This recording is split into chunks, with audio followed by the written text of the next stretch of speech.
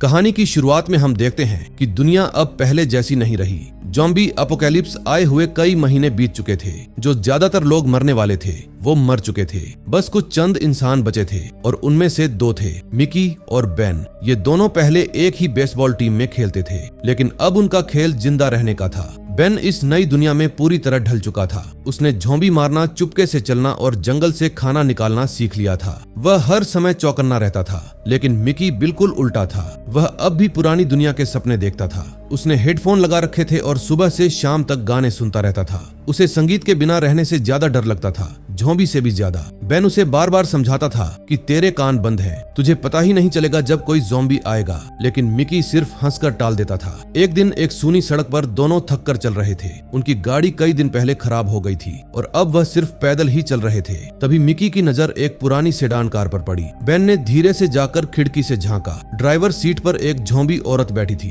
उसका चेहरा सड़ चुका था, लेकिन वह हिल रही थी। बेन ने बिना देर किए एक गोली मारी और ज़ॉम्बी को खत्म कर दिया। फिर उसने चाबी घुमाई और कार चालू हो गई। मिकी ने राहत की सांस ली। अब उनके पास पहिए थे। कार चलाते हुए मिकी ने अपनी एक्स गर्लफ्रेंड सोफी के घर जाने का सुझाव दिया। उसने कहा कि वहाँ खाने पीने का सामान मिल सकता है। बेन थोड़ा झिझका, लेकिन मान गया। सोफी के घर पहुंचकर बेन ने हर कमरा चेक किया। वहाँ कोई ज़ॉम्बी नहीं था। मिकी सीधा सोफी के बेडरूम में चला गया। कमरे में अब भी उसकी महक थी। मिकी ने अलमारी से वही पुराना सीडी प्लेयर निकाला जिसमें वह उसके साथ गाने सुनता था। उसने उसकी डिस्क ले ली और परफ्यूम अपनी जेब में रख लिया। बेन ने दरवाजे पर खड़े होकर सब देखा, लेकिन कुछ नहीं बोला। उसने बस कंबल और तकिए उठा ली और उसे एक डिब्बे में 2 वॉकी टॉकी भी मिल गए, बिना बैटरी के, लेकिन बाद में काम आ सकते थे। रात हो रही थी और मिकी ने घर में रुकने की जिद की, लेकिन बेन ने मना कर दिया। उसने मिकी को याद दिलाया कि जब सब कुछ शुरू हुआ था तब वह मिकी के घर में 3 महीने बंद रहे थे। खाना खत्म हो गया था। बेन को मिकी का कुत्ता मारना पड़ा था और फिर भी ज़ॉम्बी अंदर आ गए। सिर्फ ये दोनों बच पाए। मिकी कुछ नहीं बोला। वह चुपचाप कार में जाकर बैठ गया। दोनों ने रात कार में ही बिताई। कई दिन बीतते गए। वह सड़कों पर भटकते रहे। बोरियत, भूख, डर और फिर वही सब कुछ। एक दिन मिकी को वो वॉकी टॉकी याद आ गए। उसने पुरानी बैटरी लगाई, बटन दबाया और उसे 2 औरतों की बातचीत सुनाई दी। वो लोग पास्ता बनाने और जन्मदिन की प्लानिंग कर रहे थे। उनकी बातें सुनकर मिकी को लगा जैसे एपोकैलिप्स हुई ही ना हो। उसने उनसे बात करने की कोशिश की, लेकिन एक आदमी की गुस्से वाली आवाज ने उसे डांट दिया और कहा कि यहाँ कोई जगह नहीं है। उस आदमी ने एनी नाम की औरत को भी बात करने से मना कर दिया।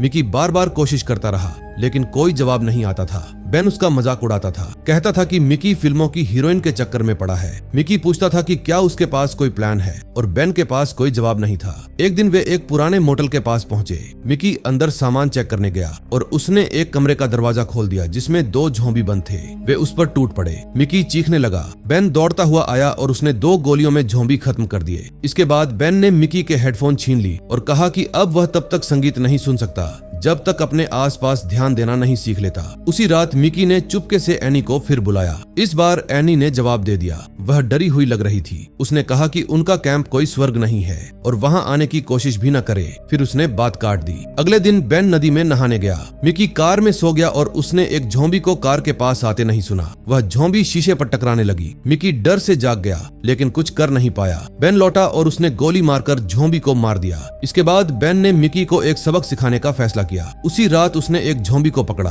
उसे मिकी के कमरे में बंद कर दिया और दरवाजा बाहर से बंद कर दिया।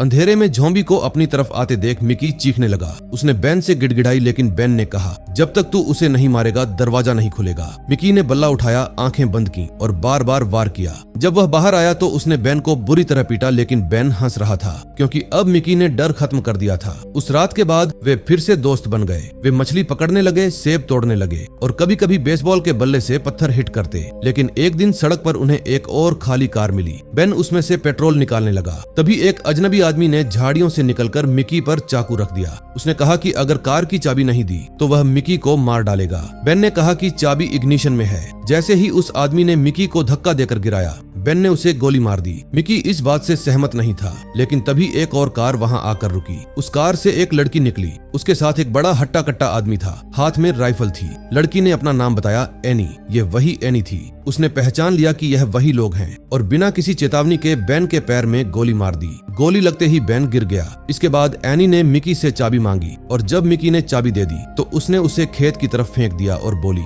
खुद ढूंढो। फिर वह चली गई। वहीं दूसरी तरफ बेन के पैर में गोली लगने की वजह से पैर से खून बह रहा था। मिकी ने अपनी शर्ट फाड़कर घाव बांधा। अंधेरे में चाबी ढूंढते ढूंढते रात हो गई। वह कार में लौट आए और सुबह का इंतजार करने लगे। आधी रात को मिकी को बाहर सरसराहट सुनाई दी। उसने हेडलाइट्स ऑन की। कम से कम 50 ज़ॉम्बी धीरे धीरे उनकी तरफ बढ़ रहे थे। उन्होंने कार को चारों तरफ से घेर लिया। सुबह तक उनका पानी और खाना खत्म हो गया। बेन ने कंबलों से खिड़कियां ढक दी, लेकिन ज़ॉम्बी ने जाने का नाम नहीं लिया। वह पूरे दिन और पूरी रात कार को घेरे रहे। दूसरे दिन बेन ने मिकी से कहा, तू ऊपर वाले हैच से बाहर निकल, चाबी ढूंढ और भाग जा। मैं ज़ॉम्बी को यहाँ रोक लूंगा। मिकी ने पहले मना किया, लेकिन बेन ने कहा कि अगर दोनों मर गए तो किसी का कुछ नहीं बचेगा। आखिरकार मिकी मान गया। उसने आखिरी सिगरेट पी और हैच से बाहर निकल गया। बेन ने घंटों इंतजार किया। उसे लगा कि मिकी वापस नहीं आएगा। तभी हैच पर दस्तक हुई। मिकी अंदर आ गिरा। उसके चेहरे पर थकान और दर्द था। उसने चाबी निकाल कर दिखाई, फिर अपना हाथ बढ़ाया। उसकी कलाई पर ज़ॉम्बी के दांतों के गहरे निशान थे।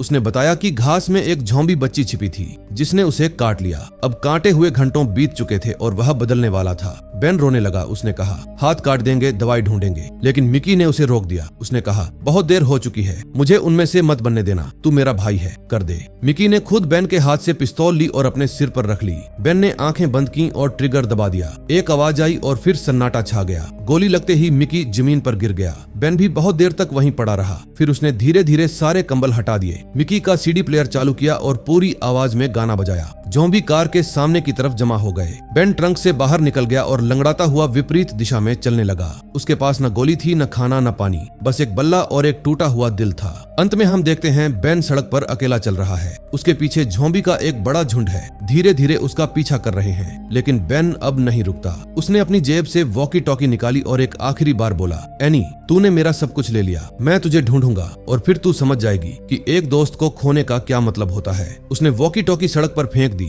और लंगड़ाता हुआ आगे बढ़ गया। उसकी आंखों में अब डर नहीं बल्कि बदले की आग थी। दोस्तों, अगर आप कभी ऐसी सिचुएशन में फंस गए तो क्या करोगे? कमेंट सेक्शन में जरूर बताना। और अगर आपको ये वीडियो पसंद आई हो तो वीडियो को लाइक करें और चैनल को सब्सक्राइब करें। मिलते हैं बहुत जल्द एक और मजेदार कहानी के साथ।